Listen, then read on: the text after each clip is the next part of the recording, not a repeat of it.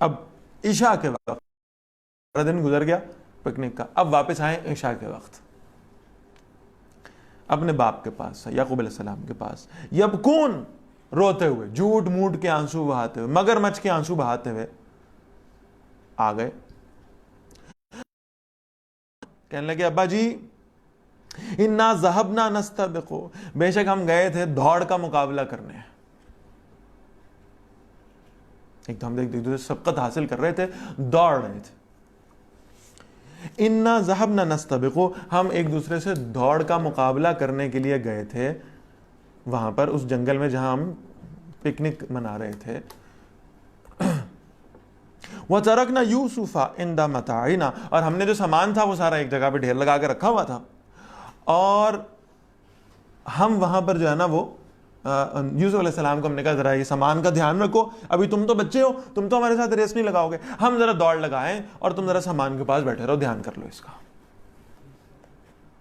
فَأَكَلَهُ الذِّئْبُ، تو اسے بھیڑیا واقعتاً آ کے کھا گیا. ہم تو ریس لگا رہے تھے اور سامان کے بعد یوسف علیہ السلام تھے، بھیڑیا آیا اور یوسف علیہ السلام کو کھا گیا.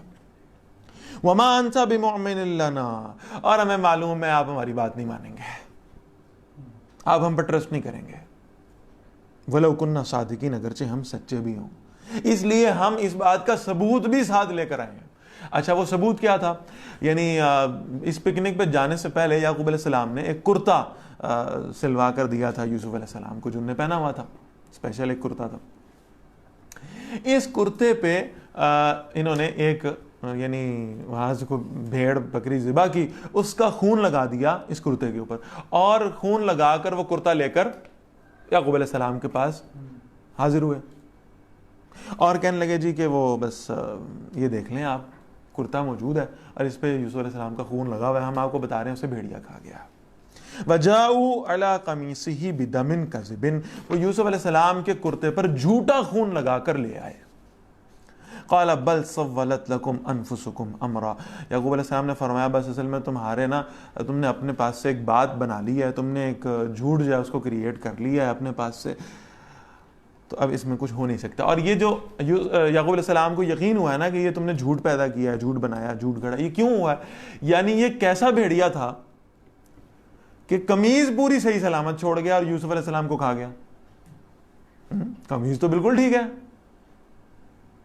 تو قمیض بھی پھٹی ہونی چاہیے تھی یا اس کے کچھ ٹکڑے ہونے چاہیے تھے، وہ چیر پھاڑ کے یوسف علیہ السلام کو کھا گیا اور قمیض بالکل ٹھیک ٹھاک چھوڑ گیا، قمیض کے اوپر خون لگا ہوا. تو یعقوب علیہ السلام ہو گیا. میں ایک وجہ اور آپ کے سامنے عرض کرنا چاہ رہا ہوں آج، اس کو ذرا غور سے سمجھ لیجیے گا. دیکھیں یعقوب علیہ السلام اللہ کے نبی ہیں، اور یہ جو علم ہے نا خوابوں کی تعویل کا، یہ اللہ نے ان کو عطا کیا. یوسف علیہ السلام اس سے پہلے انہیں اپنا خواب بتا چکے، یہ بتا چکے کہ میں نے دیکھا ہے 11 ستارے، ایک سورج، ایک چاند میں سجدہ کر رہے ہیں. یعقوب علیہ السلام کو یقین تھا کہ ایسا نہیں ہو سکتا کہ یہ خواب سچا ابھی نہ ہوا ہو اور یوسف علیہ السلام دنیا سے رخصت ہو جائے.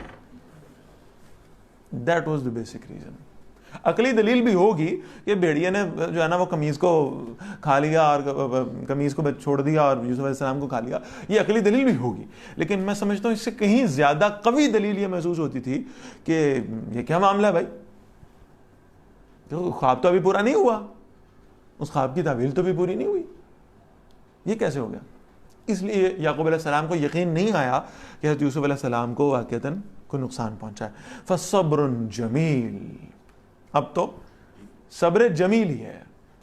اور یہاں پھر نوٹ کر لیں کہ یہ جمیل کا لفظ ہے، اس کا ہم نے ترجمہ اکثر آپ پڑھے ہوں گے، فصبر جمیل، صبر ہی بہتر ہے، صبر ہی کیا جا سکتا ہے. لیکن یہاں تھوڑا سا اس کو میں حدیث کے ساتھ جوڑنے جا رہا ہوں. وہ جو حدیث مبارکہ بڑی خوبصورت، اللہ کے نبی صلی اللہ علیہ وسلم فرماتے ہیں ان اللہ جمیل و یحب الجمال، اللہ خوبصورت ہے اور خوبصورتی کو پسند کرتا ہے. وہاں اللہ تعالیٰ کے لیے بھی جمیل کا لفظ استعمال کیا گیا ہے، اور وہاں جمیل کا ترجمہ کیا کیا گیا ہے؟ خوبصورتی. ان اللہ جمیل و یحب الجمال، اللہ خوبصورت ہے، خوبصورتی کو پسند کرتا ہے. اب اس کا ترجمہ کریے فصبر جمیل، تو صبر تو خوبصورت صبر ہے. اور اس خوبصورتی والے صبر کی، یعنی صبر تو صبر ہی ہوتا ہے، عام طور پر صبر کراہت کے ساتھ ہے. چلو جی ان کر لینا صبر جی، ان کی کر سکتے ہیں، صبر ہی کرنا پڑنا ہے۔ فصبر جمیل، علماء لکھتے ہیں کہ صبر جمیل کی تعریف یہ ہے کہ جس صبر میں اللہ سے شکوہ نہ کیا جائے،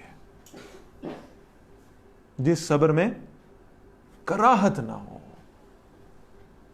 ایسا صبر، فصبر جمیل، خوبصورت صبر، بغیر شکوے والا صبر۔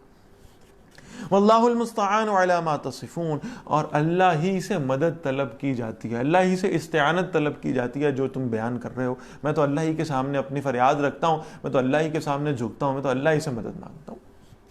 وجاءت سیارۃ، اور ایک قافلہ آیا، اب یوسف علیہ السلام اسی کنویں میں ہیں، فارسلوا واردہم، انہوں نے اپنے پانی بھرنے والے کو وہاں بھیجا،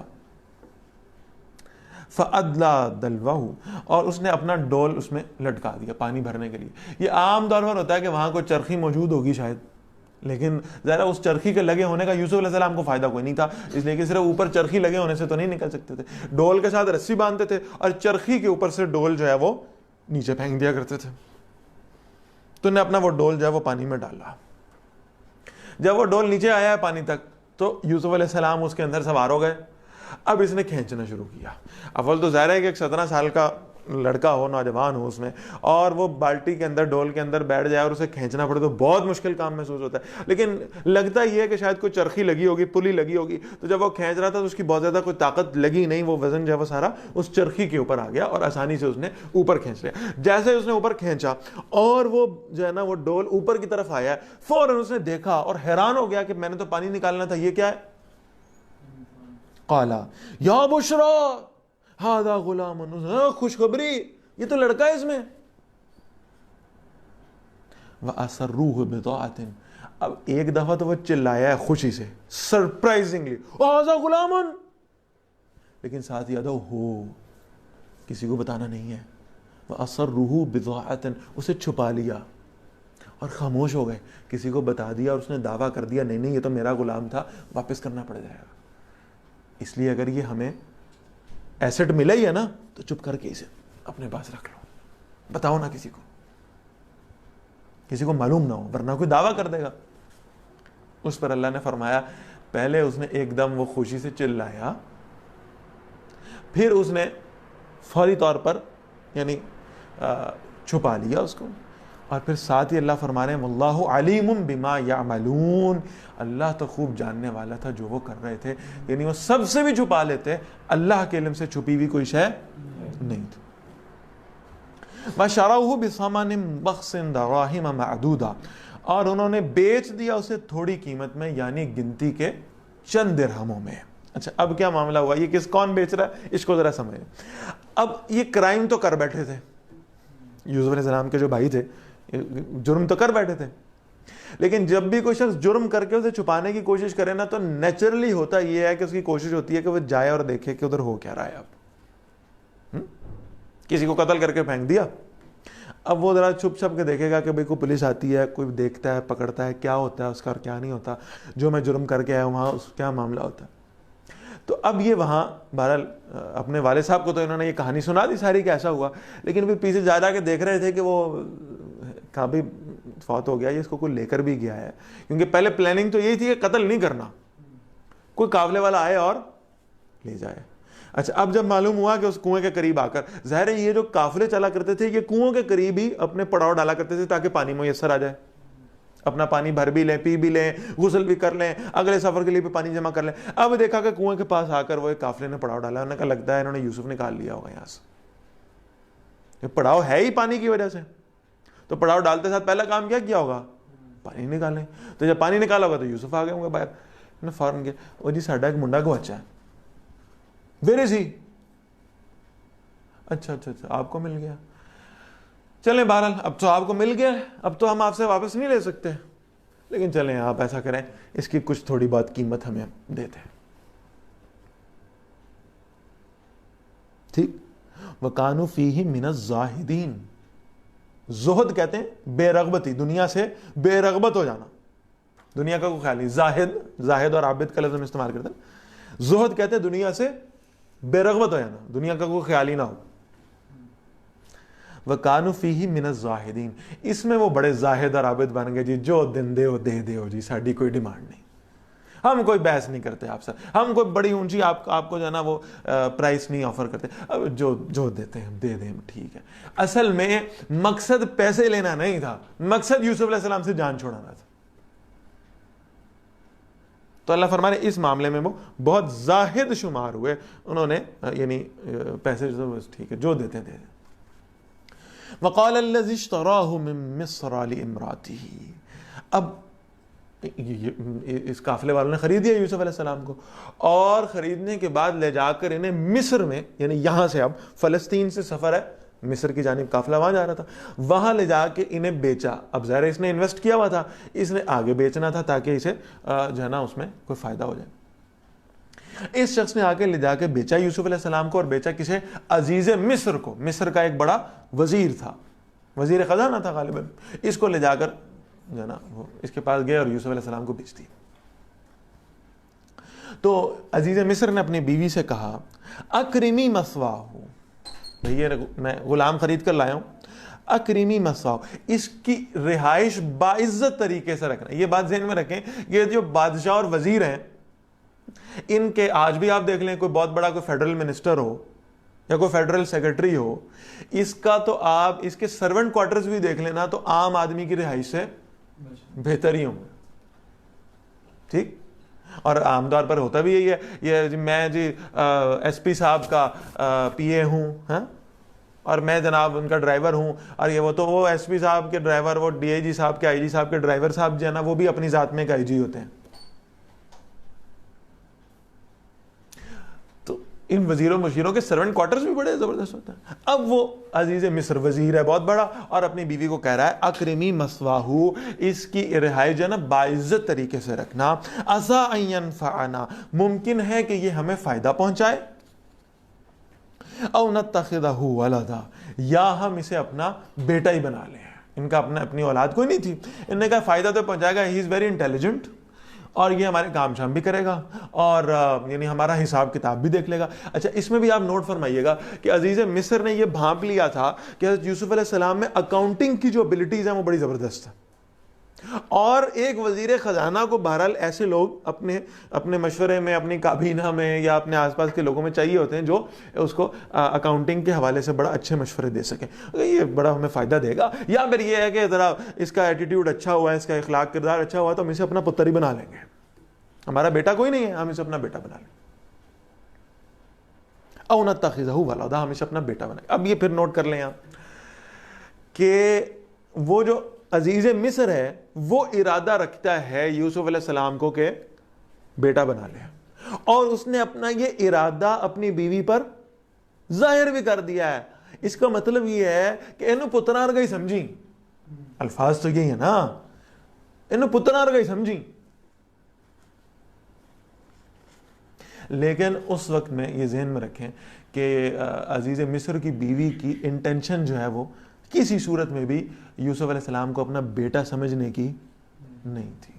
She was shocked to see a young man with this much beauty. بہت حیران تھی وہ, اتنا بھی کوئی حسن ہو سکتا ہے, اتنی بھی کوئی خوبصورتی ہو سکتی. تو اس نے بڑا اگنور کیا اپنے شوہر کی بات کو کہ ہم اس کو پتروں جیسا سمجھیں گے. وَكَذَلِكَ مَكَّنَّا لِيُوسُفَ فِي الْأَرْضِ.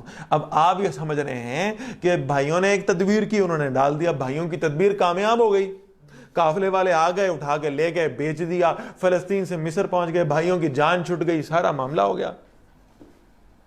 ٹھیک, یہ آپ سمجھ رہے ہیں. اللہ فرما رہے ہیں ایسا نہیں ہے.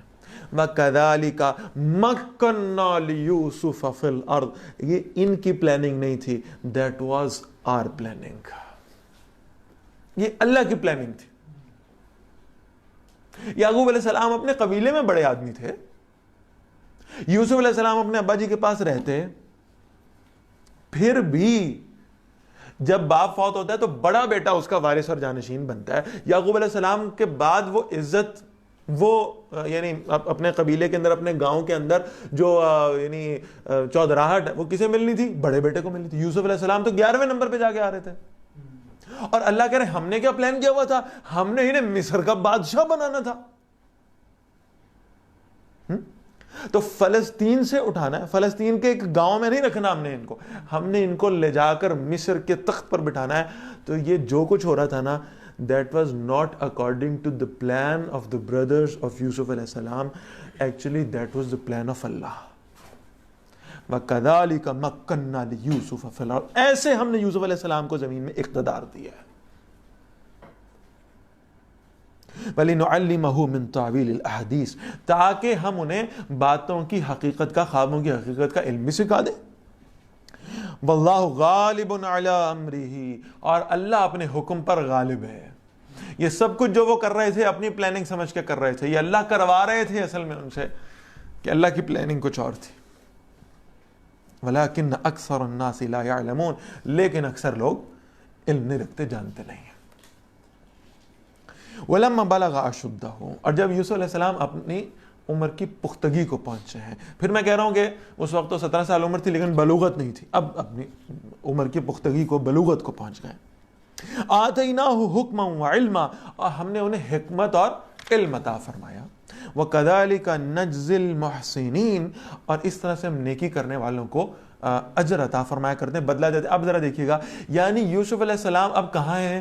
شاہی محل میں رہ رہے ہیں, اور انہیں نو ہاؤ آ رہی ہے کہ اب لوگوں سے بات چیت کیسے کرنی ہے, ان کے ساتھ تعلقات کیسے رکھنے ہیں, ان کے ساتھ گفتگو کا انداز کیا ہونا چاہیے. وہ جو میٹنگز ہوتی ہیں, ان میٹنگز کے پروٹوکالز کیا ہیں, وزیروں کی کابینہ میں کیسے بیٹھتے ہیں, مشورہ کیسے دیتے ہیں, اپروول کیسے لیتے ہیں, یہ سارے پروٹوکالز ہیں نا. یہ تو عام آدمی, کسی آدمی کو یہاں کسی لے مین کو اٹھا کر وزیر بنا دیا جائے, اس بیچارے کو پتہ ہی کچھ نہیں ہوگا کہ کیا ہوگا. اب یوسف علیہ السلام اس گھر میں رہ رہے ہیں, اس کابینہ کی میٹنگز میں سرو کر رہے ہیں, لہذا معلوم ہو رہا ہے کہ کابینہ کی میٹنگ کیسے کرنی ہے. ٹھیک, وزراء کے ساتھ گفتگو ہو رہی ہے, شہر کے مسائل پہ گفتگو ہو رہی ہے, لوگ اپنی اپنی تجویزیں رکھ رہے ہیں, سب کچھ ہو رہا ہے. تو یہ ساری چیزیں یوسف علیہ السلام کی تربیت کے لیے ہیں. اب وہ الفاظ آ رہے ہیں جو بڑے بہترین اور زبردست. اب یوسف علیہ السلام اپنی اللہ تعالیٰ نے نبوت سے بھی سرفراز فرما دیا ہے, اور اب ہر اعتبار سے یوسف علیہ السلام جو ہے نا, یعنی حسن میں پہلے ہی مالا مال تھے. پھر ایک حسن ہے جو بچپن کا حسن ہے, اور بلوغت کے آ جانے کے بعد پھر جو ایک مردانہ وجاہت عطا کی جاتی. حسن پہلے بھی تھا, اس پر پھر مردانہ وجاہت آ گئی, اس پر پھر نبوت کا نور بھی تھا, اس پر پھر اللہ تعالیٰ نے سمجھداری بھی بڑی عطا فرمائی تھی. تو بڑا زبردست پیکج بن گیا تھا. زلیخا تو پہلے دن ہی جب عزیز مصر نے کہا تھا نہیں پترا مر گئی ہے, تو اس نے اگنور کیا تھا. اور اب کیا معاملہ ہوا؟ وَرَاوَدَتْهُ الَّتِي هُوَ فِي بَيْتِهَا عَن نَفْسِهِ. میں حیران ہوتا ہوں یہ آیات پڑھ کے, یہ بہت چھوٹے سے چند 2 3 4 الفاظ میں نا یہ معاملہ پورا بیان ہو سکتا تھا. اللہ تعالیٰ نے اس کو کھولا ہے. اور ہم عام طور پر اس طرح کے مسئلے کو ڈسکس کرنے, کوئی ہمارے سامنے کوئی ایسا کیس آ جائے تو ہم اس کو ڈسکس کرنے میں تھوڑا سا ہیزیٹیٹ کرتے ہیں, ہچکچاتے ہیں, ہم سے اوپنلی بیان نہیں کر پاتے. یہاں اللہ تعالیٰ نے اسے بالکل اوپنلی کھول کر بیان کیا, اس کی جزیات کو بھی کھول دیا. وَرَاوَدَتْهُ الَّتِي هُوَ فِي بَيْتِهَا عَن نَفْسِهِ, اور پھسلایا یوسف علیہ السلام کو اس عورت نے جس کے گھر میں وہ رہتے تھے, ان نفسی ہی, اپنے نفس کی طرف, جو اس کی نفسانی خواہش تھی, جو اس کے اندر ایک جذبہ تھا, اس نے یوسف علیہ السلام کو اپنی طرف اٹریکٹ کیا. ٹھیک, اور یہ اٹریکشن ایسا نہیں تھا کہ صرف ایک ہی دن ہوئی ہے. اس اٹریکشن کا مطلب یہ تھا کہ she was used to dress not for his husband but for Yusuf علیہ السلام. تو ان کے لیے ڈریس اپ ہوتی تھی, ان کے لیے بنتی سمجھتی تھی, اس کے ذہن میں یہ تھا کہ یہ مجھے پسند کریں گے, ان کا خیال, ان کی توجہ میری جانب مبذول ہوگی. اور اس کا پھر پیک آیا ہے وَغَلَّقَتِ الْأَبْوَابِ, اور اس نے تمام دروازے بند کر دیے. خلوت ہو گئی. اچھا یہ بھی ذہن میں رکھیں کہ بادشاہوں کے محل بہت بڑے بڑے ہوتے ہیں, ایسا تو نہیں 2-4 کمروں کا گھر ہو, بہت بڑے بڑے محل ہوتے ہیں. ان میں پھر سیکیورٹی کے بندوبست بھی بہت زیادہ ہوتے ہیں. تو بہت سارے دروازے اس نے دروازے بند کرنے شروع کیے. بعض روایت میں 7 دروازے آتا ہے, بعد میں 10 بھی آتا ہے. یہ دروازے سب کے سب دروازے اس نے بند کرنے شروع کر دیے. سب دروازوں کو بند کیا, ان کے اوپر تالے لگا دیا. صرف کنڈی نہیں ہے, کنڈیاں لگائیں, تالے لگا دیے, لاکس لگا دیے, جی کہ ان کا کھلنا ممکن نہ. باہر سے کوئی اندر نہیں آ سکتا, اندر سے کوئی اب اس عورت کی مرضی کے بغیر باہر بھی نہیں جا سکتا. اسے سارے دروازے بند کیے, 7 دروازے بند ہو گئے, سب کو لاکس لگ گئے. وغلقت الابواب, دروازے بند. اور اب میں ابواب کا جو ایک ترجمہ بس صرف سمجھانے کے لیے عرض کرتا ہوں نا, یہ اس میں کوئی شک نہیں ہے کہ دروازے تھے, اس میں بھی کوئی شک نہیں, 7 ہوں گے 10 ہوں گے جتنے بھی ہوں گے, دروازے تھے. یہ اس میں بھی کوئی شک نہیں ہے کہ اس نے دروازے بند کیے, کنڈیاں لگائیں, تالے لگا دیے. لیکن یہ میں نے آپ کے سامنے سارا وہ واقعہ عرض کر دیا. لیکن اب میں اس کا ترجمہ تھوڑا سا مختلف کرنے لگا ہوں. وغلقت الابواب, اس نے سارے وے آؤٹس بند کر دیے. اب کوئی راستہ نہیں ہے بچنے کا. یوسف علیہ السلام کو مجبور کر دیا گیا ہے گناہ پر, دروازے بند ہیں, نکلنے کا کوئی راستہ موجود نہیں. کوئی سوال کر سکتا ہے دروازے بند کیتے, کھڑکیاں تو کھلیاں سن, کھڑکیاں تو نکل, نہیں. وغلقت الابواب کا مطلب ہے there was no way out. اسباب نہیں تھے, گناہ سے بچنے کے امکانات نہیں باقی بچے تھے. وقالت ہیت لک, اور کہنے لگی جلدی کرو, there is no one at home, we are home alone tonight, جلدی کرو اس سے پہلے کہ کوئی آ جائے, ہمارے پاس موقع موجود ہے, کسی کو معلوم نہیں ہوگا, کوئی نہیں دیکھ سکے گا. ہیت لک.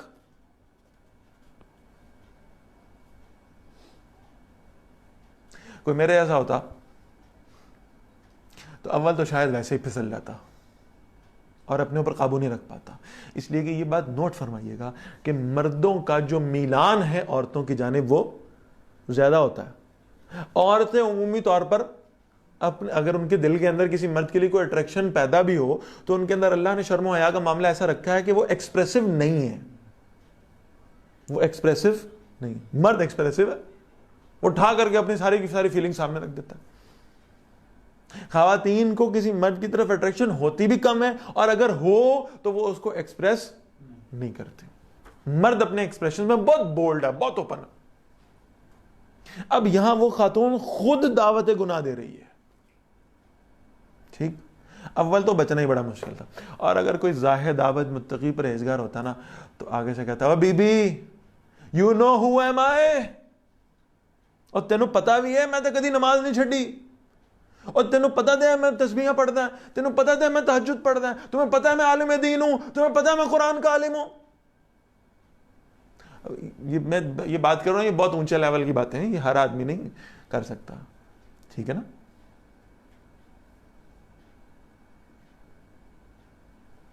لیکن اگر فرض کریں بہت متقی پرہیزگار ہو تو کیا کہے گا, میں عالم دین ہوں بھائی, میں قرآن کا عالم ہوں, میں حدیث کا عالم ہوں, میں دین پڑھتا ہوں, خدا خوف کرو, تم میرے بارے میں ایسا گمان کرو, میں ایسے کیسے کر سکتا ہوں, نہیں کروں گا. نو, یوسف علیہ السلام اللہ کے نبی, کوئی جسٹیفیکیشن پیش نہیں کی, بلکہ کہا قال معاذ اللہ, یا اللہ مجھے بچا لے, یا اللہ مجھے بچا لے. I'm not able to defend myself, میں اپنے آپ کو بچا نہیں سکتا. یا اللہ یہ بڑا زبردست اور کاری وار ہے جو اس عورت نے مجھ پر کیا ہے. I was not ready for that, I was not prepared for that, میں اپنے آپ کو بچا نہیں سکتا. یا اللہ مجھے بچا لے, یا اللہ مجھے, میں تیری پناہ مانگتا ہوں. بس اپنے تقوی کی بنیاد پر نہیں, اپنے زہد کی بنیاد پر. یوسف علیہ السلام پہ زہد ختم, تقوی ختم. کتنا تقوی تھا, کتنا زہد تھا, کتنی عبادتیں تھیں, کتنا اللہ سے تعلق تھا, نبوت مل چکی تھی, نہیں کسی شے کا تذکرہ نہیں کیا. اور میں نبی ہوں تو میرا کیا بگاڑ سکتی ہے, اور میں متقی ہوں, میں عالم ہوں, میں فلاں ہوں, میں نو, معاذ اللہ, یا اللہ, یا اللہ بچا لے, یا اللہ بچا لے. انہ ربی احسن مثوایا. اب اس میں 2 آراء ہیں, میں دونوں آپ کے سامنے ذکر کر دیتا ہوں, آپ کو خود ہی معلوم ہو جائے گا میرا جھکاؤ کس طرف ہے. انہ ربی احسن مثوایا. ایک تو رائے یہ ہے کہ یہاں ربی سے مراد یوسف علیہ السلام کس کو کہہ رہے ہیں, میرا آقا, میرا مالک, یعنی وہ جو عزیز مصر ہے, جو تمہارا شوہر ہے, اس نے مجھے بہت اچھی رہائش دی ہوئی ہے, بہت اچھا لائف سٹائل دیا ہوا ہے, تو لہٰذا میں کیسے اس کے ساتھ, اس کی بیوی کے ساتھ ایسا معاملہ کیسے کر سکتا ہوں. یہ ایک رائے ہے جو مفسرین نے بیان کی ہے. یہ رائے اپنی جگہ پہ ٹھیک ہے, میں اس کا انکار نہیں کرتا, لیکن میں اس پہ ایک سوال کھڑا کرتا ہوں. اگر کسی عورت کے شوہر نے یوسف علیہ السلام کو کوئی اچھی رہائش نہ دی ہوتی تو کیا یہ دلیل ہوتی کہ یوسف علیہ السلام کہتے نہیں ہوں تیرے بندے نے تو مینوں کچھ نہیں دیتا نا, اب تو میں تیرے ساتھ ہی سارا معاملہ کر سکتا. نو, یہاں ربی سے مراد کون ہے, اللہ انہ ربی احسن مثوایا، میرے رب نے مینوں بہت عزت دیتی ہوئی ہے، میرے رب نے مجھے بہت کچھ دیا ہے، میں کیسے اپنے رب کے حکم کے خلاف جا سکتا ہوں؟ میں کیسے اپنے اللہ کو ڈس اوبے کر سکتا ہوں؟ میرے لیے ممکن نہیں ہے۔ انہ لا یفلح الظالمون، بے شک ظالم لوگ کامیاب نہیں ہوتے، وہ جو اللہ کی نعمتوں کو انجوائے بھی کریں اور اللہ کے حکموں کی نافرمانی بھی کریں، ایسے لوگ کامیاب نہیں ہوتے۔ میں اپنے اللہ کے ساتھ کیسے ایسا کر سکتا ہوں؟ میں اپنے اللہ کے حکم کی نافرمانی کیسے کر سکتا ہوں؟ وَلَقَدْ هَمَّتْ بِهِ، اور یقیناً وہ عورت مائل ہو گئی تھی یوسف علیہ السلام کی طرف۔ وَهَمَّ بِهَا، اور اللہ فرما رہے ہیں وہ بھی مائل ہو سکتے تھے، اس لیے کہ بہرحال مرد تھے، اس لیے کہ بہرحال ایک وجیح اور خوبصورت مرد تھے، اس لیے کہ مردانگی کے سارے اجزاء اور معاملات جو ہیں وہ ان کے اندر موجود تھے، اٹریکشن موجود تھیں، وہ بھی اٹریکٹ ہو سکتے تھے۔ لولا الرآ برہان ربہ، اگر انہوں نے اپنے رب کی دلیل نہ دیکھ لی ہوتی۔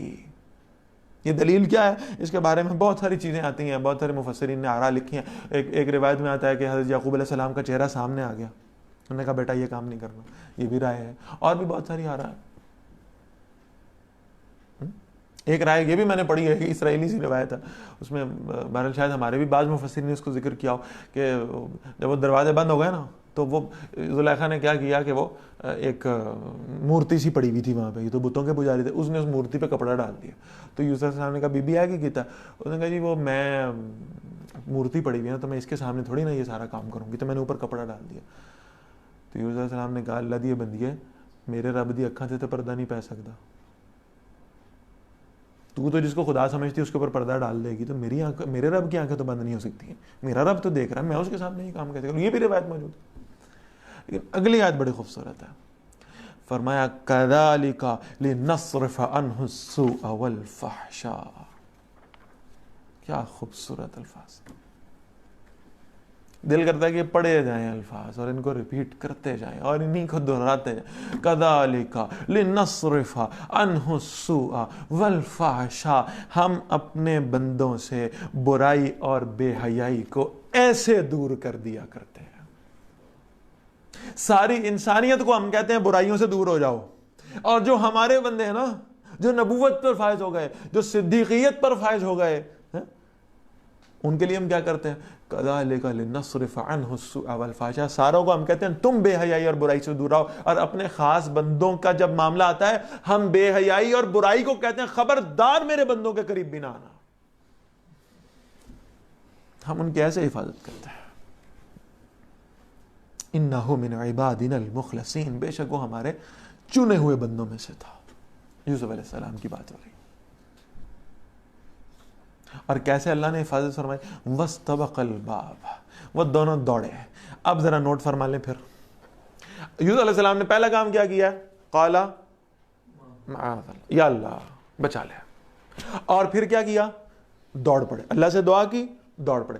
انہیں معلوم ہے کہ دروازے بند ہیں، انہیں معلوم ہے 7 دروازے، 7 پہ تالے لگے ہوئے ہیں، باہر نکلنے کا کوئی امکان نہیں ہے، there is no way out۔ اب بھاگے کیوں؟ پھر یہ بھاگنا خلاف عقل ہے، نوٹ کریں اس بات کو، بھاگنا اس ماحول میں، اس وقت میں بھاگنا خلاف عقل ہے۔ وہ کہہ سکتے تھے بی بی تیری مہربانی جان دے نہ کر، ٹھیک، ایسے کوئی بھی اپولوجی کر سکتے تھے، کچھ بھی، یہ اللہ کے نبیوں کی شان نہیں ہے۔ انہیں معلوم تھا دروازے بند ہیں، لیکن انہیں اعتماد تھا کہ میں نے ابھی کیا کہا ہے؟ معاذ اللہ، یا اللہ بچانا تو نے، تو یہ دروازے تو مجھے بند محسوس ہو رہے ہیں، ان کے تالے تو مجھے دکھائی دے رہے ہیں، اللہ کے لیے نہ کوئی تالا ہے، نہ کوئی کنڈی ہے، نہ کوئی دروازہ ہے، ہاں؟ اللہ کے لیے تو اسباب کوئی نہیں، لہٰذا میرا کام ہے بھاگنا، میں بھاگوں گا، دروازے کھولنا میرا کام نہیں ہے، راستے نکالنا میرا کام نہیں ہے، راستے نکالنا اللہ کا کام ہے۔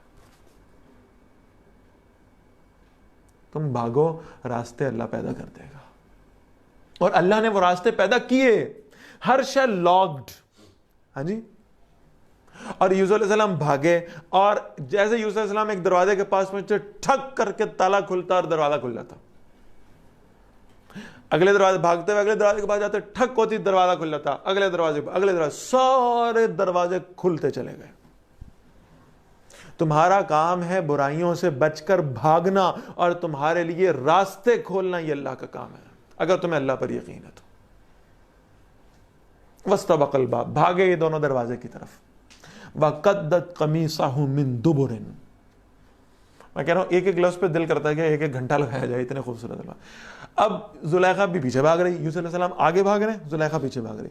اس نے پیچھے سے ایسے قمیض پکڑنے کی کوشش کی. اس قمیض کا ایک حصہ جس کو زلیخا نے پکڑا تھا وہ وہاں سے پھٹا اور پھٹ کر زلیخا کے ہاتھ میں آ گیا. اب یہاں پھر نوٹ فرما لیں، مرد آگے بھاگ رہا ہو اور عورت پیچھے بھاگ رہی ہو، طاقت کس میں زیادہ ہے؟ طاقت تو مرد میں ہے نا. اور یوسف علیہ السلام نے کرتا پہنا ہوا ہے. یہ کرتا کسی عام ململ کے کپڑے کا تو ہوگا نہیں. کیوں؟ بہت اچھی رہائش عطا کی تھی عزیز مصر نے، اور بہت اچھا لباس عطا کیا تھا عزیز مصر نے، سب کچھ تھا، ساری فیسلٹی تھی، تو کرتا بھی اچھے کپڑے کا ہوگا. لیکن ایک عورت کرتے کو پیچھے سے ذرا سا پکڑتی ہے اور وہ کرتا پھٹ جاتا ہے. ایک بات تو یہ محسوس ہوتی ہے کہ وہ اللہ تعالیٰ نے بعد میں گواہی دلوانی اس لیے کرتا پھٹا ہوگا. لیکن ایک بات وہ ہے جو میرے روحانی مرشد حضرت عطا اللہ شاہ بخاری صاحب رحمۃ اللہ علیہ نے اس بارے میں کہی نا، اور بڑی کیا ہی خوبصورت ہے. اور اسی کو پھر اگر آپ کبھی یعنی یہ جملہ میرا سن لیں اور پھر اس کو آپ حضرت عائشہ رضی اللہ تعالیٰ عنہا پہ چسپا کر کے دیکھیں گے تو آپ کو مزہ ہی آ جائے گا انشاءاللہ. وہ کہا کرتے تھے، یہ جو ہے نا کذالک لنصرف عنہ السوء والفحشاء، اللہ فرما رہے ہیں ہم بے حیائی اور برائی کو اپنے خاص بندوں سے ایسے دور ہٹا دیتے ہیں. تو بے حیائی کی نیت سے زلیخا نے یوسف علیہ السلام کے کرتے کے جس حصے کو ہاتھ لگایا نا، اللہ نے وہ کپڑے کا حصہ بھی یوسف کے بدن سے لگا نہیں رہنے دیا، الگ کر دیا. جس کرتے کے کپڑے کو کسی غلط انٹینشن سے ہاتھ لگایا گیا نا، اللہ نے وہ کرتے کا کپڑا بھی اپنے بندے کے، اپنے نبی کے جسم سے الگ کر دیا. اور یہ بات بیان کر کے پھر شاہ جی کہتے ہوتے تھے کہ کہاں ہیں وہ لوگ، کہاں ہیں وہ بدبخت جو حضرت عائشہ رضی اللہ تعالیٰ عنہا پہ تہمتیں لگانے والے ہیں. اللہ تو اپنے نبی کے ساتھ بے حیائی کی نیت سے کوئی کسی کپڑے کو ہاتھ لگائے تو اس کو نہ رہنے دے. تو سیدہ عائشہ رضی اللہ تعالیٰ عنہا نے تو رسول اللہ صلی اللہ علیہ وسلم کے ساتھ ایک زندگی گزاری ہے. یہی بہت بڑی دلیل ہے حضرت عائشہ رضی اللہ تعالیٰ عنہ کے کردار کے مقدس اور پاکیزہ ہونے کی. اگر خدا نہ خواستہ میرے منہ میں خاک حضرت عائشہ رضی اللہ تعالیٰ عنہ کے کردار میں ذرا سا بھی پرابلم ہوتا، اللہ کبھی رسول اللہ صلی اللہ علیہ وسلم کے ساتھ انہیں نہ رہنے دیتا. اللہ ہمیشہ اپنے نبیوں کو پاکیزہ چیزیں عطا فرمایا کرتا ہے. وَقَدَّتْ قَمِيصَهُ مِن دُبُرٍ، تو اس عورت نے آپ کا کرتا پیچھے سے پھاڑ ڈالا. وَأَلْفَ يَا سَيِّدَهَا لَدَى الْبَابِ، اب آخری دروازہ کھلا اور ڈرامیٹیکلی اس آخری دروازے کے باہر عزیز مصر کھڑا تھا. آخری دروازے کے کھلنے تک اس عورت کی انٹینشن کیا ہے؟ برائی کی. جیسے ہی دروازہ کھلا، یہ ہے عورتوں کا ملکہ، یہ ان کی کوالٹی ہے، اس سے بچ جائیں خدا کا واسطہ. ادھر دروازہ کھلا، سامنے عزیز مصر کھڑا ہے، اس نے ایک سیکنڈ میں پینترا بدلا اور کہنے لگی قالت ما جزاء من اراد باهلك سوءا، ذرا مجھے بتائیں اس کی کیا سزا ہوگی جو آپ کی گھر والی کے ساتھ برائی کا ارادہ کرتا ہو. ایک سیکنڈ میں بدلی ہے وہ، ایک سیکنڈ میں. بندہ سوچتا ہے، کہتا ہے کہ بھی اچھا وہ اپنا کیا ہوا تھا، اچھا سوچتا ہے، پھر اس بات کو نو، ایک سیکنڈ لگایا اس نے کہا کیا سزا ہے اس کی جو آپ کی بیوی کے ساتھ برائی کا ارادہ کرے. ساری گیم اس نے شفٹ کر دی یوسف علیہ السلام پہ. الا ان یسجن او عذاب علیم، سوائے اس کے کہ اسے قید کر دیا جائے یا اسے دردناک سزا دی جائے. قالا، اب یوسف علیہ السلام نے کہا ہیا راودتنی عن نفسی، یوسف علیہ السلام نے کہا نہیں، اس نے مجھے اپنی طرف مائل کیا تھا. وشہد شاہد من اہلہا، اور ایک گواہ نے گواہی دی اس عورت کے گھر میں سے. یعنی اب یہ معاملہ یہ ہوا کہ وہاں ایک بچہ تھا اور بعض لوگوں نے اس رشتہ دار بھی لکھا عزیز مصر کا، اس نے گواہی دی ان کے گھر والوں میں سے. حضرت ابن عباس رضی اللہ تعالیٰ اور حضرت ابو ہریرہ رضی اللہ تعالیٰ دونوں کی روایت یہ ہے کہ ایک بچہ تھا، اپنے جھولے میں تھا، اللہ تعالیٰ نے معجزے کے طور پہ اس کو بولنے کی صلاحیت عطا فرمائی. اس نے پھر گواہی دی اور اس نے کہا ان کان قمیصہ قد من قبل، اگر دیکھو بھائی اس کا کرتا سامنے سے پھاڑا گیا یوسف علیہ السلام کا، فصدقت وہو من الکاذبین، تو عورت سچی اور یوسف علیہ السلام معاذ اللہ جھوٹے. یعنی لاجیکل بات ہے نا، اس کا مطلب یہ ہے کہ عورت آگے بھاگ رہی ہے اور یوسف علیہ السلام پیچھے بھاگ رہے ہیں. کرتا آگے سے پھٹا ہے، عورت آگے تھی، اس نے کرتے کو آگے سے ہاتھ ڈالا. اس کا مطلب یہ ہے کہ عورت سچی اور یوسف علیہ السلام جھوٹ بول رہے ہیں معاذ اللہ. وَإِن كَانَ قَمِيصُهُ قُدَّ مِن دُبُرٍ، اگر اس کا کرتا پیچھے سے پھاڑا گیا ہے، فَكَذَبَتْ، تو عورت جھوٹ بول رہی ہے، وَهُوَ مِنَ الصَّادِقِينَ، اور یوسف علیہ السلام سچوں میں سے. فَلَمَّا رَأَىٰ قَمِيصَهُ قُدَّ مِن دُبُرٍ، جب عزیز مصر نے دیکھا یوسف علیہ السلام کے کرتے کو کہ وہ تو پیچھے سے پھٹا ہوا ہے، قَالَ إِنَّهُ مِن كَيْدِكُنَّ، کہنے لگا کہ بس یہ نا تم لوگوں تمہارے فریبوں میں سے ہے، یہ تم نے اس کو نا اس نوجوان کو خراب کرنے کی کوشش کی ہے. ان کیدکن عظیم، بے شک تم عورتوں کا فریب بہت بڑا ہوتا ہے. یوسف، اب اس نے یوسف علیہ السلام کو پکارا، اعرض عن ھذا، بس بھول جا اس گل. اب ذرا ذہن میں رکھیے گا، اگر اس کو کنٹینیو کیا جاتا، اس پہ عدالت لگائی جاتی، اس کیس کو آگے چلایا جاتا، تو الٹیمیٹلی بات آنی تھی عزیز مصر کی بیوی پر، اور اس میں بدنامی کس کی تھی؟ عزیز مصر کی. اس نے کہا بس یار مٹی پاؤ. عارض عن ھذا کا یہاں بہترین ایکسپلین کیا جاتا ہے، یوسف عارض عن ھذا، یوسف مٹی پا،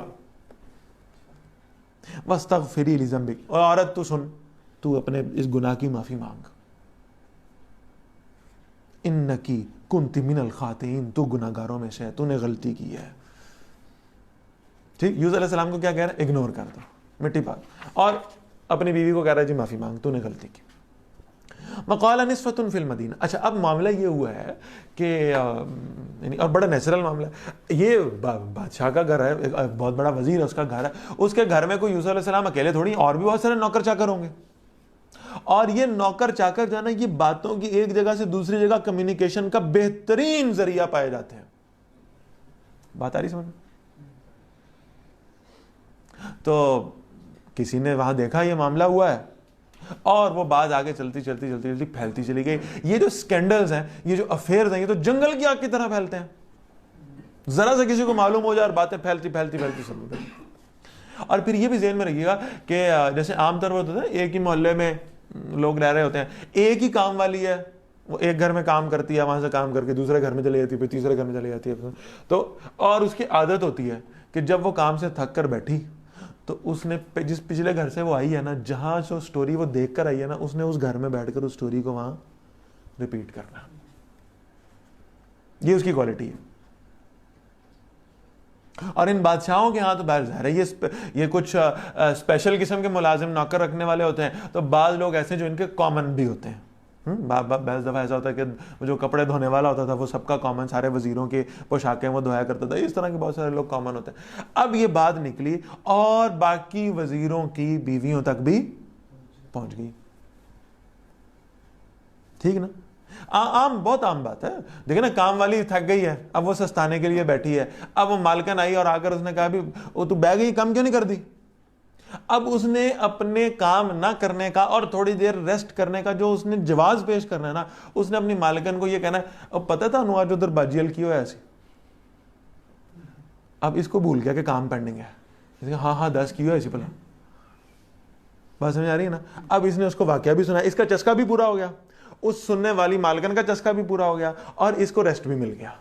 یہ بات سمجھ آ رہی؟ یہ بات اس طرح سے پھیلی اور باقی وزیروں کی بیویوں تک بھی پہنچ گئی.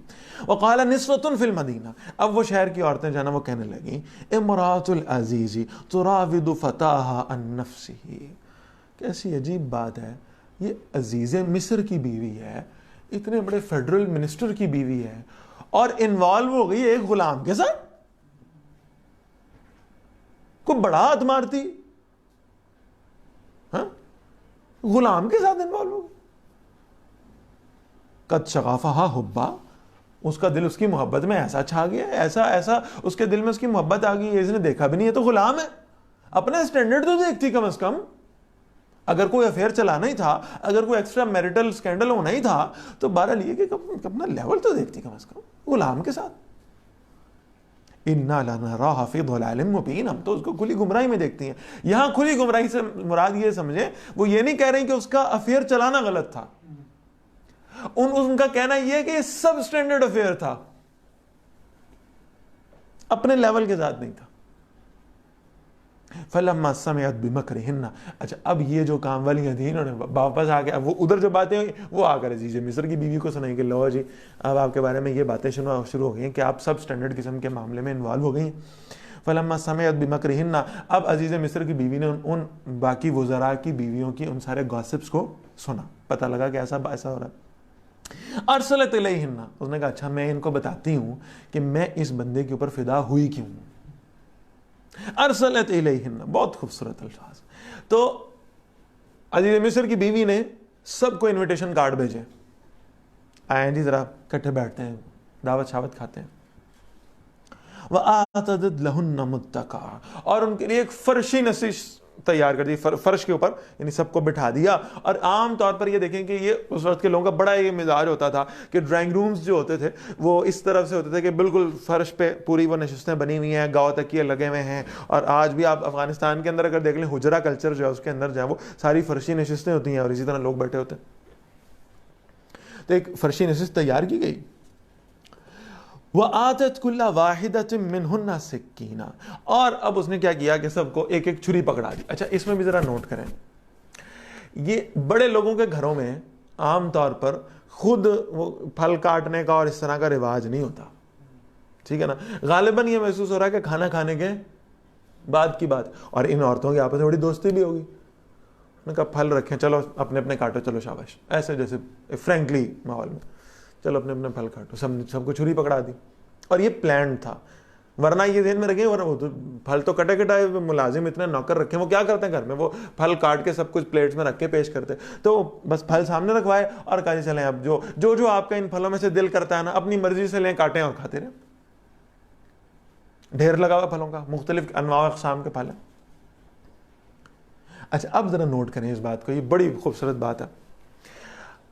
اس سارے پروسیس میں یہ جو وزراء کی بیویاں ہیں, یہ ہماری طرح تھوڑی ہے کہ کہیں کسی نے کھانے پہ بلا لیا تو ہم نے بس سارا آگا دوڑ پیچھا چھوڑ, پتہ نہیں افطاری ہو رہی ہے تو مغرب جا رہی ہے, نماز کچھ پتہ نہیں, بس کھاتے رہے ہیں. ایسا تھوڑی ہو رہا ہے.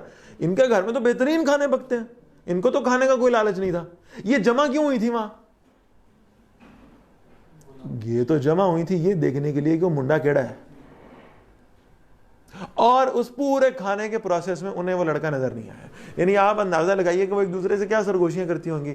اچھا ایک آدمی آیا جی, مثال دے رہا ہوں, ایک آدمی چاول رکھنے آیا, یہ تو نہیں یوسف, نہیں یہ نہیں ہو سکتا.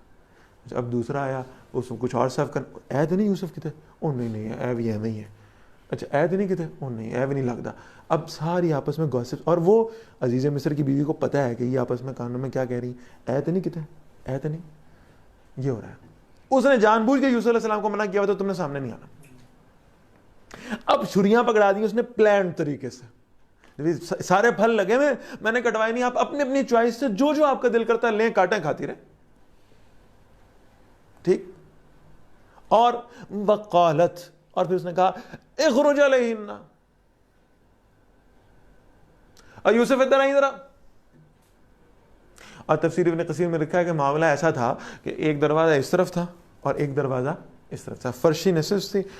یوسف علیہ السلام کو سمجھایا گیا تھا کہ آپ کو جب میں آواز دوں نا, آپ نے رکنا نہیں ہے, نہ آپ نے کچھ سرو کرنا, نہ آپ نے رک کر مجھ سے کچھ پوچھنا ہے, نہ بتانا ہے. میں کہوں یوسف ادھر آئیں تو آپ نے اس دروازے سے یوں انٹر ہونا ہے اور ایسے سیدھے جا کے دوسرے دروازے سے آپ نے باہر نکلنا. دیٹس اٹ, بس 1 2 4 سیکنڈ کی بات ہے, ادھر سے آئے اور ادھر سے نکلنا ہے, بس یہ کہا گیا تھا. ان کو رکنا نہیں ہے آپ نے. اور اس نہ رکنے کی وجہ ہے, زلیخا کو پتا تھا کہ جب یہ ساری دیکھیں گی نا, اسے اندازہ نہیں تھا کہ یہ چھریاں کاٹنے کوٹنے کا, ہاتھ کاٹنے کا معاملہ ہے نا, نہیں. اس کو اصل میں یہ تھا کہ اگر میں اس پہ دل دے بیٹھی ہوں تو کہیں ایسا نہ ہو کہ ان میں سے بھی کوئی اس چکر میں پڑ جائے. اور شی واز انسیکیور اباؤٹ یوسف, وہ صرف اپنے اس افیئر کو جسٹیفائی کرنے کے لیے صرف ایک جھلک یوسف کی دکھانا چاہ رہی تھی. ایک جھلک بس نظر آئے اور دیٹس اٹ. بس میں بڑی انسیکیور ہوں, میں یوسف کو یہاں بیٹھنے نہیں دوں گی, آپ ادھر سے آئیں اور ادھر سے نکلیں. قال اخرج علیہن, اب یوسف اندر آئیں ذرا. اب آپ دیکھیں وہ پورے کھانے کے ٹائم میں ان کی کنسنٹریشن کیا تھی, ویئر از یوسف. ہاں جی, اور جب جیسے نے کہا یوسف, اب سب کی نگاہیں فوراً دروازے کی طرف, کون ہے یوسف. اور جیسے یوسف علیہ السلام انٹر ہوئے اور اب ہاتھ میں ان کے چھریاں ہیں, پھل انہوں نے ہاتھ میں پکڑے ہوئے, اور دھیان ان کا ادھر ہے, دروازے کی طرف دیکھ. ادھر سے یوسف علیہ السلام انٹر ہوئے اور ایسے گئے اور یوں نکل گئے. بس اتنا وقت لگایا. فلما رأینہ اکبرنہ, جب انہوں نے یوسف علیہ السلام کو دیکھا ایک جھلک, ایک مومنٹ, اکبرنہ, انہوں نے بہت بڑا پایا ہر اعتبار سے, خوبصورتی میں, جاہ و جلال میں, روب میں, مردانہ وجاہت میں, ہر طرح سے بہترین پایا. وَقَطَّعْنَ أَيْدِيَهُنَّ, اور وہ چھریاں جو ہیں وہ انہوں نے اصل میں وہ پھل پہ چلانے کی بجائے اپنی ہاتھوں پہ چلا دی. دھیان سارا ادھر تھا نا, چھریاں ہاتھوں پہ چل رہے. وَقُلْنَا, اور کہنے لگی حاشا للہ, اللہ کی پناہ, ما ھذا بشرا, یہ تو کوئی انسان لگتا ہی نہیں, ہاؤ بیوٹیفل ہی از, یہ تو کوئی انسان نہیں لگتا. ان ھذا الا ملک کریم, یہ تو بڑا کوئی عزت والا فرشتہ محسوس ہوتا, تو انسان نہیں معلوم ہوتا. اور یہ وہ خوبصورت آیت ہے جس میں ہر دفعہ نوٹ کرایا کرتا ہوں کہ جب یہ آیت نازل ہوئی اور پڑھ کر سنائی گئی, اور سیدہ عائشہ رضی اللہ تعالی عنہا نے سنی ہے نا, اس آیت کی تلاوت کی حضرت عائشہ نے, اور پھر انہوں نے کہا ہے, اللہ کہہ رہے ہیں فلما رأینہ, ہو کی ضمیر کس کی طرف ہے, یوسف علیہ السلام کی طرف. فلما رأینہ, ان عورتوں نے یوسف علیہ السلام کو دیکھا, ہو میں پورا جسم ہے نا, پورا دیکھا یوسف علیہ السلام کو, اکبرنہ, بہت بڑا پایا انہیں ہر اعتبار سے. وَقَطَّعْنَ أَيْدِيَهُنَّ, اور انہوں نے اپنے ہاتھوں پر اپنی چھریاں چلا لی. حضرت عائشہ رضی اللہ تعالیٰ نے اس آیت کو پڑھا, اور یہ ذہن میں رکھیے گا, عام طور پہ نا آپ کی مردانہ وجاہت, آپ کی خوبصورتی, آپ کے تکلم کی خوبصورتی, آپ کا قد کاٹ کتنا اچھا ہے, اس کی تعریف دنیا کی ساری عورتیں کریں گی سوائے ایک کے. سمجھ آ گئی؟ وہ نہیں کرے گی, بس باقی سب کریں گی. آ رہی نا بات؟ وہ بڑا مزیدار واقعہ ہے, استاد جی سنایا کرتے ہیں. وہ ایک پیر صاحب تھے, اب دنیا میں وہ پیر ہیں سوائے ایک خاتون کے, وہ نہیں پیر مانتی. ایک دن وہ اپنی گلی میں داخل ہوئے, ایک مرید جو ہے نا ان کی گلی سے نکل رہا, بیچارہ بڑا ہی اس نے اپنا منہ لٹکایا ہوا ہے. تو وہ پیر صاحب کو معلوم ہو گیا کہ کرو سن کے آیا, گھر گیا ہوگا. گھر جا کے اس نے کہا جی, وہ دروازہ کھٹکھٹایا, اندر سے وہ بیوی جلی کٹی بیٹھی. اس نے کہا جی کدھر آئے ہیں؟ وہ حضرت مولانا پیر و مرشد کو کی خدمت میں حاضری دینے کے لیے آیا ہوں. تو بیوی نے اندر سے کہا کہ اینا گلا نے انہوں سر تے چڑھایا آیا تھا. اب وہ کہ یار ہم تو حضرت کے پیروں کی خاک بھی کوئی نہیں, اور حضرت کی اہلیہ حضرت کے بارے میں کیا فرما رہی ہیں, بڑا بیچارہ. اچھا, اب وہ پیر صاحب جو ہے نا, وہ ان کو معلوم ہوا کہ یار یہ تو یہ معاملہ, میری پیری مریدی جو ہے نا یہ تو فارغ ہو جائے گی اس طرح. تو ایک دن نا اس نے کیا کیا کہ اسے معلوم, پیر صاحب کو پتہ چلا کہ بیگم کی کوئی سہیلیاں آئی ہوئی ہیں, سردیوں کا موسم ہے, اوپر دھوپ میں چھت پہ بیٹھی کنو شنو کھا رہی ہیں. تو پیر صاحب نے مظاہرہ کیا ایک جگہ سے دور سے, وہ اڑے ہوا میں اور اڑ کر اپنے گھر کے اوپر سے ہوتے ہوئے کہیں اور جا کے لینڈ کر گئے. کوئی ہوگی کرامت ان کی. شام کو گھر آئے, بیوی نے کہا, اب وہ انتظار کر رہے تھے کہ یہ کب بات کرے گی. تو بیوی نے کہا حضرت آپ وہیں پیر بنے پھرتے ہیں, پیر تو ہم نے آج دیکھے ہیں, ہم اوپر بیٹھے تھے چھت پہ, ایک پیر صاحب جو ہے نا ان کو ہم نے دیکھا ہے, وہ دور سے وہ اڑ کے جا رہے تھے, اور یہ اصل پیر ہوتا ہے جس کے پاس یہ کرامتیں ہوں, آپ کون سے پیر بنے پھرتے ہیں 2 نمبر. اس نے کہا اللہ دیے بندیے وہ میں ہی سی.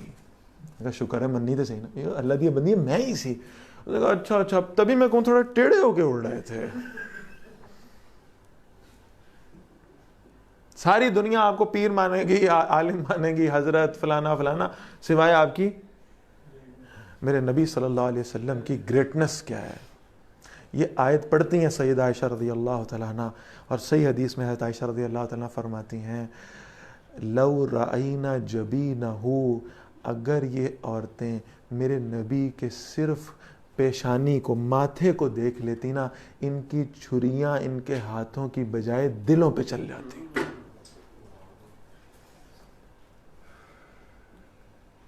یہ حضرت عائشہ کہہ رہی ہیں رضی اللہ تعالیٰ عنہ، یہ میرے نبی کی صرف پیشانی، صرف ماتھا دیکھ لیتی نا تو ایسا خوبصورت تھا، ایسا خوبصورت تھا کہ ان کی چھریاں ان کے ہاتھوں کی بجائے ان کے دلوں پہ چل جاتی.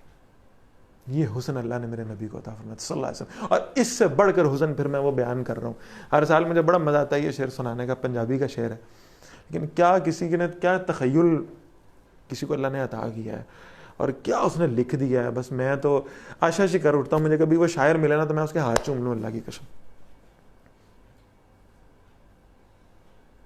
وہ کہتا ہے کہ اب دیکھیں نا، میں نے رسول اللہ کو نہیں دیکھا صلی اللہ علیہ وسلم، آپ نے رسول اللہ کو نہیں دیکھا صلی اللہ علیہ وسلم.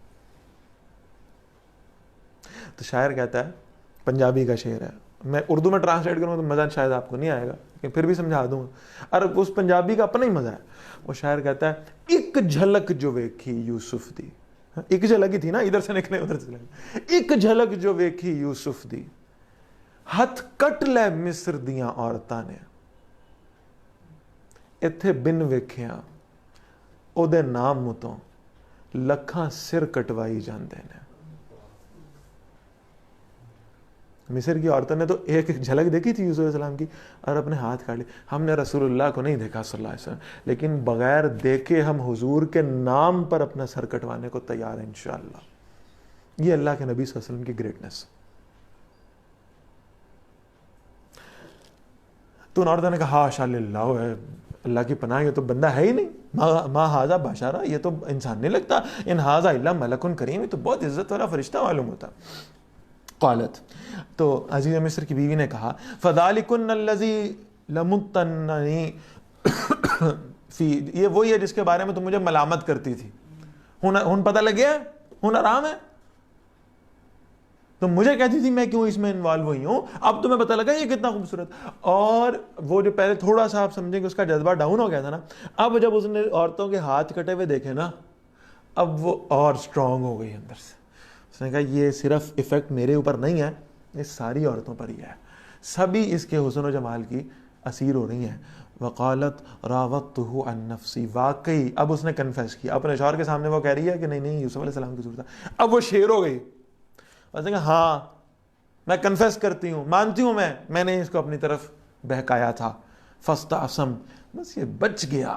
وَلَئِن لَّمْ يَفْعَلْ مَا آمُرُهُ، اور اگر اس نے وہ نہ کیا جس کا میں نے اسے حکم دیا ہے، اگر اس نے میرے ساتھ یہ معاملہ نہ کیا، لا یسجنن، یہ لازماً قید کیا جائے گا، ولا یکون من الصاغرین، اور ضرور بے عزت لوگوں میں سے ہو جائے گا.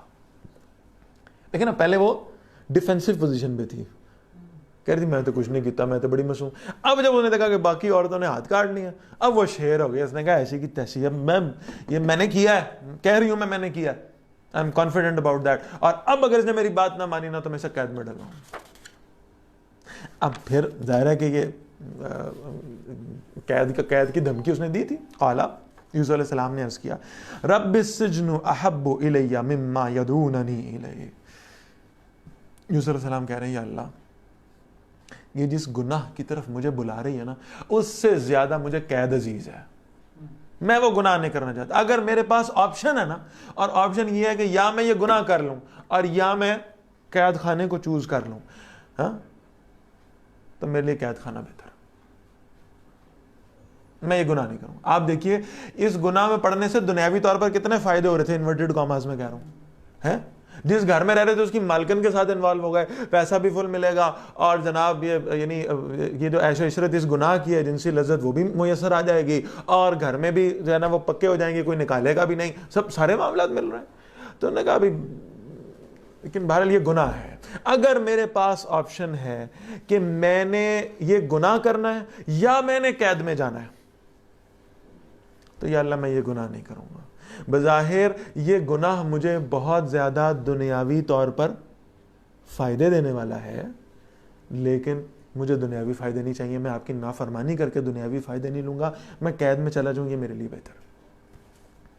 وَإِلَّا تَصْرِفْ عَنِّي كَيْدَهُنَّ، اور اگر تو نے مجھ سے ان کے فریب کو دور نہ کیا، أَصْبُ إِلَيْهِنَّ، کہیں میں ان کی طرف مائل نہ ہو جاؤں، وَأَكُمْ مِنَ الْجَاهِلِينَ، اور اگر میں نے ایسا کیا تو میں تو پھر جاہلوں میں سے ہو جاؤں گا. فَاسْتَجَابَ لَهُ رَبُّهُ، ان کے رب نے ان کی دعا کو قبول فرمایا. فَصَرَفَ عَنْهُ كَيْدَهُنَّ، اور ان سے ان عورتوں کے فریب کو دور فرما دیا. إِنَّهُ هُوَ السَّمِيعُ الْعَلِيمُ، بے شک وہ سب کچھ سننے والا، سب کچھ جاننے والا ہے. ثُمَّ بَدَا لَهُم مِّن بَعْدِ مَا رَأَوُا الْآيَاتِ، اور پھر ظاہر ہوا مصر کے ان ارباب اختیار کے لیے کہ انہوں نے کئی علامتیں دیکھ لیں. اب یعنی اب عزیز مصر بھی ہے، اور ظاہر ہے جن عورتوں کے ہاتھ کٹے ہیں وہ جب گھر گئی ہوں گی اور انہوں نے ان کے شوہروں نے دیکھا ہوگا کہ ہاتھ کتنا کٹے ہے بھائی، یہ زخم کیسے آیا، یہ پٹی کیسے بنی، بینڈیج کیوں ہوئی ہے. تو بہرحال کہیں نہ کہیں سے بات پتہ چل گئی کہ یہ معاملہ کیا ہوا. لہٰذا اب ان سارے ارباب اختیار نے آپس میں مشورہ کیا کہ یوسف علیہ السلام خود تو معصوم آدمی ہیں، لیکن ہماری عورتوں کے لیے فتنے کا سبب بن رہے ہیں اور ہماری عورتیں ان کی جانب مائل ہو رہی ہیں. پہلے ایک نے یہ کوشش کی، اب کہیں باقی بھی نہ کرنے لگ پڑے. لہٰذا اس کا ایک ہی حل ہے، اور وہ کیا ہے، لَيَسْجُنُنَّهُ حَتَّىٰ حِينٍ، اسے ضرور قید کر دیں کچھ عرصے کے لیے تاکہ یہ قید میں چلا جائے، اور بہرحال یہ کہ عورتوں کے لیے یہ اویلیبل نہ رہے. اصل میں کیا تھا، یہ اللہ تعالیٰ نے سے یوسف علیہ السلام نے دعا کی تھی کہ اب قید ہی ہے تو پھر قید ہی سی، لیکن میں یہ گناہ نہیں کروں گا. اللہ تعالیٰ نے جب وہ آپس میں بیٹھے نا کہ بھئی ہماری بیویوں کے ساتھ تو یہ معاملہ ہوا، انہوں نے کہا اچھا، اللہ تعالیٰ نے ان کے دل میں یہ بات ڈالی کہ پھر یوسف علیہ السلام کو قید کر دیا جائے. لہٰذا پھر اس بنیاد پر یوسف علیہ السلام کو قید کر دیا گیا. بس یہاں ہم آیت نمبر 35 ہو گئی ہے، 12:30 بھی ہو گئے. یہاں پر ہم انشاءاللہ بریک کریں گے، اور بس مختصر بریک کر کے انشاءاللہ کوشش کرتے ہیں کہ جلدی واپس حاضر ہو جائیں تاکہ پھر آیت نمبر 36 سے اس واقعے کو کنٹینیو کیا جائے انشاءاللہ. یا ختم ہم نے یہاں پر کیا کہ یوسف علیہ السلام نے اس گناہ سے انکار کیا اور پھر انہوں نے قید کر دیا. اب قید کے واقعات یہاں سے شروع ہوں گے انشاءاللہ تعالی بریک کے فوراً بعد. السلام علیکم ورحمۃ اللہ وبرکاتہ.